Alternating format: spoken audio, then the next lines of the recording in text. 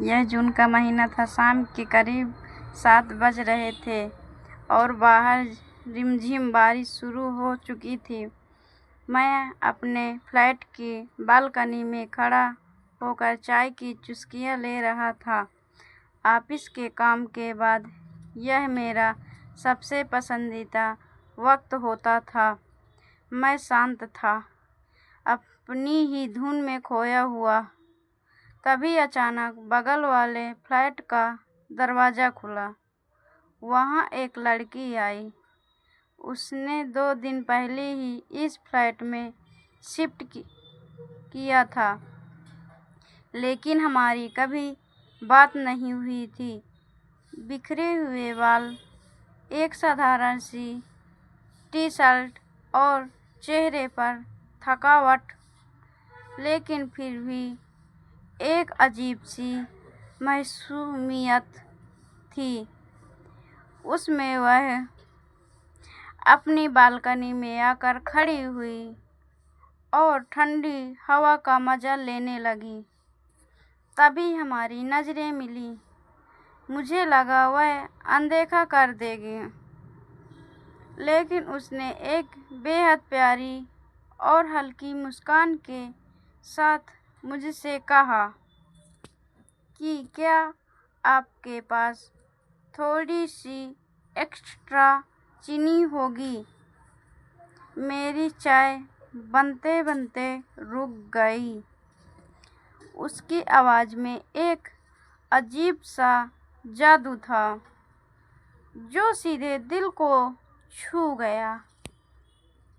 मैंने मुस्कुराते हुए कहा और रसोई में जाकर चीनी का डिब्बा लिया और उसके फ्लैट के दरवाजे पर पहुंचा गया।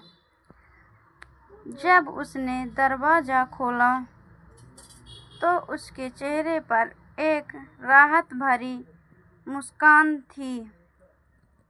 घर का सामान अभी पूरी तरह सेट नहीं हुआ था।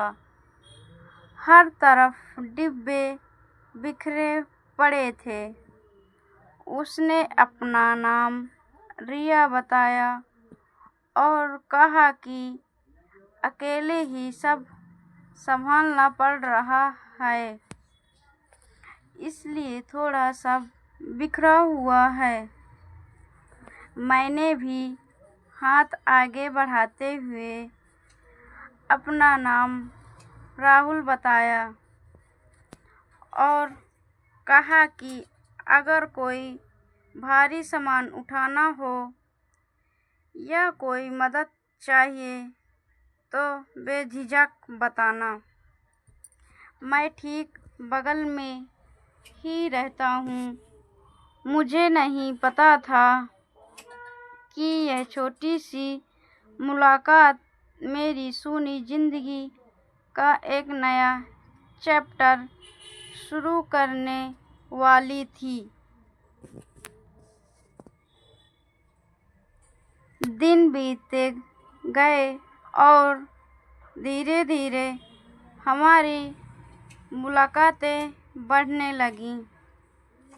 कभी वह मेरे लिए अपने हाथ का बना कुछ स्पेशल खाना लेकर आती, तो कभी मैं उसके घर की छोटी मोटी चीज़ें जैसे कोई लाइट का गीज़र ठीक करने चला जाता। रिया बहुत चुलबुली थी, लेकिन कभी कभी वह बहुत शांत हो जाती थी। उसकी बातें, उसका हंसना, बात करते करते अचानक अपनी आँखों को बड़ा कर लेना, ये सब धीरे धीरे मुझे उसका आदी बना रहा था। मुझे अब ऑफिस में भी सिर्फ शाम का इंतज़ार रहता था, लेकिन कब मैं घर जाऊंगा और कब रिया से मुलाकात होगी। एक शाम हम दोनों मेरे फ्लैट में बैठे थे। बाहर बहुत तेज हवा चल रही थी। मौसम का मिजाज बदला हुआ था। हम दोनों सोफे पर बैठकर पूरे गानों के बारे में बात कर रहे थे। रिया ने मेरी तरफ देखा और कहा कि राहुल, तुम्हें पता है, इस शहर में आने से पहले मैं बहुत डरी हुई थी।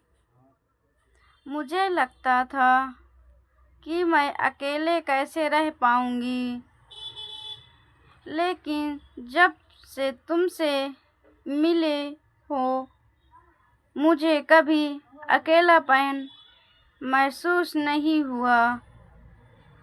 उसकी आंखों में एक अजीब सा सच था। मैंने उसकी तरफ देखा और कहा कि रिया, कुछ लोग जिंदगी में आते हैं तो सब कुछ बदल देते हैं। तुम मेरे लिए वही इंसान हो। उसने कुछ नहीं कहा, बस नीचे देखकर मुस्कुरा दी। उस पल कमरे में एक अजीब सी खामोशी छा गई। एक ऐसी खामोशी जो बहुत कुछ कह रही थी। फिर वह रात आई जिसने सब कुछ हमेशा के लिए बदल दिया। रात के करीब 11 बज रहे थे। अचानक बहुत जोरदार तूफान आया। बिजली कड़कने लगी और पूरे इलाके की लाइट चली गई। पूरा कमरा अंधेरे में डूब गया। बाहर हवाएं इतनी तेज थी कि खिड़कियां टकरा रही थीं। मैं मोमबत्ती ढूंढ ही रहा था कि तभी मेरे दरवाजे पर जोर जोर से दस्तक होने की आवाज़ आई। मैंने जल्दी से जाकर दरवाज़ा खोला। सामने रिया खड़ी थी। उसके हाथ में एक मोमबत्ती थी जो हवा के झोंकों से बस बुझने ही वाली थी। वह पूरी तरह से कांप रही थी। उसके चेहरे पर डर साफ दिख रहा था। वह कांपती हुई आवाज में बोली कि राहुल, मुझे अंधेरे और बादलों की गर्जना से बहुत डर लगता है। क्या मैं थोड़ी देर यहाँ बैठ सकती हूँ? मेरे फ्लैट में बहुत अजीब सी आवाज़ें आ रही हैं। मैंने बिना कुछ सोचे उसका हाथ पकड़ा और उसे अंदर खींच लिया।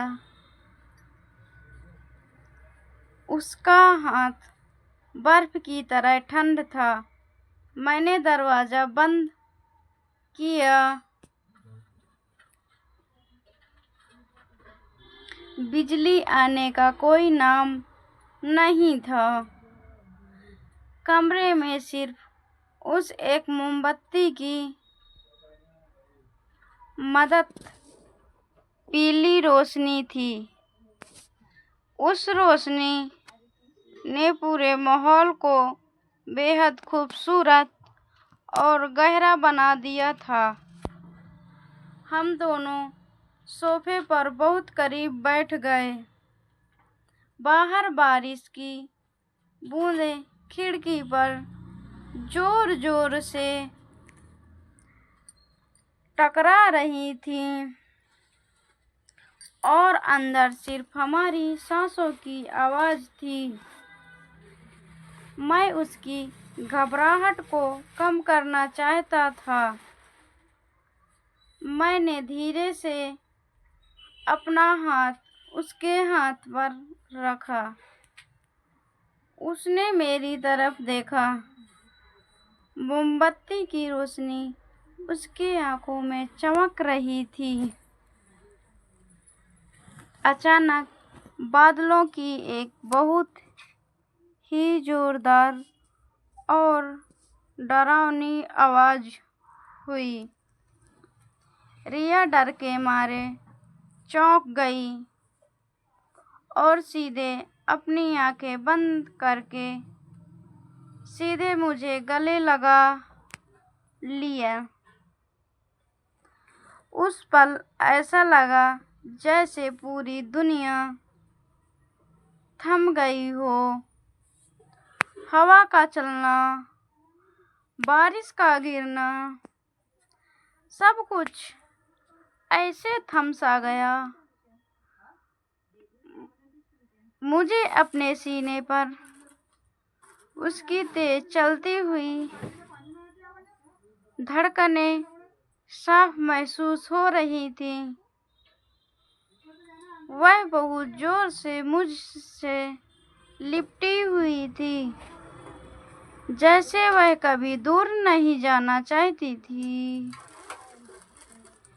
मैंने धीरे से अपने हाथ उसकी पीठ पर रखे और उसे खुद में समेट लिया। कुछ मिनट हम दोनों ऐसे ही रहे।